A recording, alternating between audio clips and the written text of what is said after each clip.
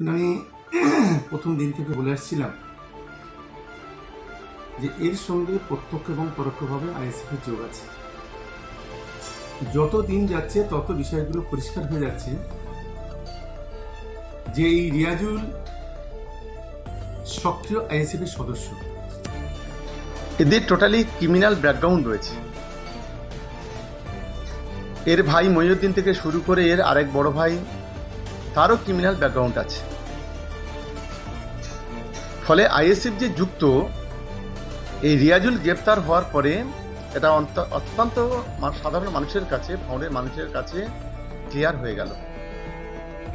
এবং দ্বিতীয়ত, এই যে জাকির, এ একজন সমাজ বিরোধী, এটা মোস্ট ক্রিমিনাল।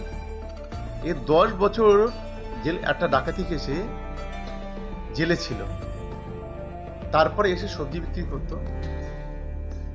এবং সরাসরি আইএসএফকে মদত দিত। আজকে সেও এই খুনের সঙ্গে যুক্ত এবং তাকেও আজকে পুলিশ গ্রেপ্তার করেছে।